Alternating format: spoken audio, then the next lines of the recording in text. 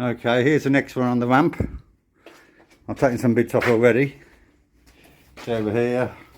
The tank's got some dents in it and things. But I got it cheap.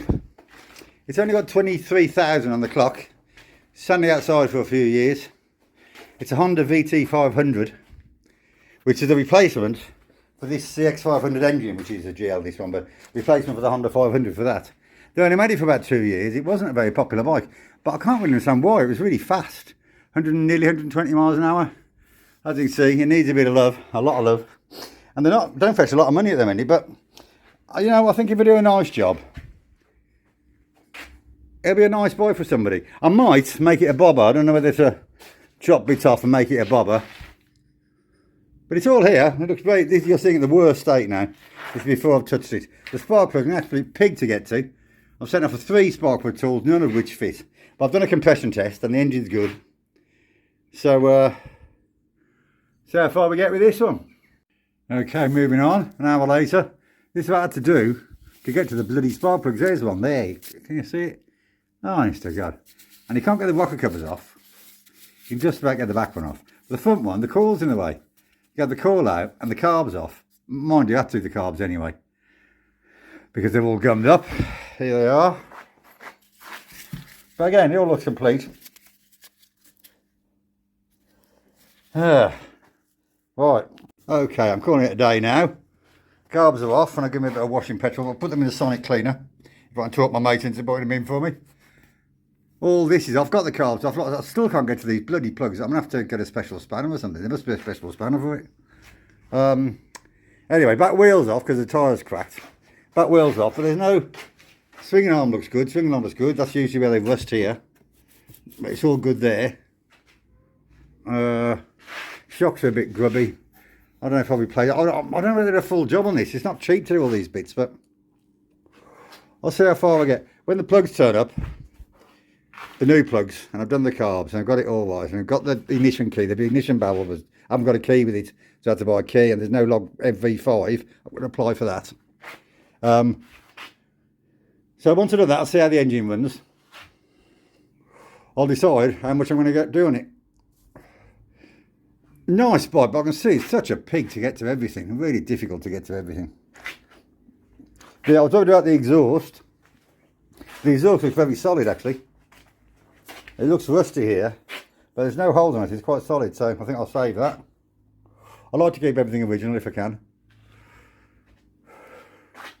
Yeah, the shocks, I'm still not sure what to do with them. Yeah, there's a hole here. Just a vacuum plate with the back mudguard here. Oh well, I'll call it a day now. I'm off to the pub. Okay, moving on. I've got all the rockers back on, do the tappets. It's looking all right up here now. I think it's carb clean day, so look at the gunge. I mean, I've taken a lot of it out, but this is thick with this black horrible gunge. I have to clean out all the jets. I just washed the outside. I didn't put them in the sonic cleaner because you know what? I think it's nicer just to use petrol and wash them down, clean them up. I think I'm more successful in that way. I always lose some bits when I send it off to the sonic cleaners. As you can see, very mucky, very dirty here. Look at that. So I'll clean all these out, put those on, connect it all up, and I think if you put some fuel in, it should start now. I've got the wrong battery. This is just an old battery. Well, it's a new battery. It doesn't fit. So I just bolted that on there just so I can test it. So how far we get when these carbs are done. What a joy. They're nice carbs built by Honda, of course. Okay, bit of a progress report on the old VT500. I've got it running. Well, I don't got the tank on, but it starts with a bit of petrol. So I'll sort this out. I have to polish all the shocks up. They come out alright. The weird tyre. It's turned out to be a white pig. I can't get it to pop. I have to take it over the other side of town, leave it to people. They put an ear tube in and mess around and get it to pop. I don't know why. As you can see, I've taken all the forks off and everything to sort them out, new fork seals and everything. The biggest nightmare I've got is this inboard disc it's got. This thing fits on top like that. But I still haven't figured out how to get the bloody thing off to do the caliper, do new pads and have a look at the disc. I think it's a weird disc outside of the disc. I'm not really sure how it works. Anyway, I'm getting there, I'm getting there. Feel better wide it soon, although it needs the paint and the seat doing and stuff.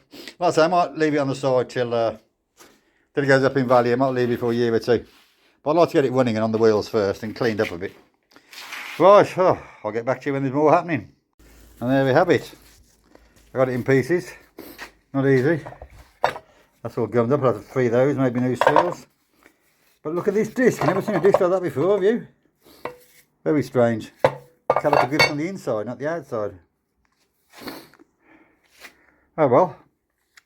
Took a little bit of persuasion, but it's all come off okay. I think I'll be able to save it. I think I need a seal kit for these. But and new pads. But pads are only £7. I'll sort it out. Progressing on nicely. I've got the forks off. Stripped them down. Wasn't too difficult. The bolt at the bottom here you undo. And then there's a circlip in here, which is a bit tricky to get at, but there's a circlip in there.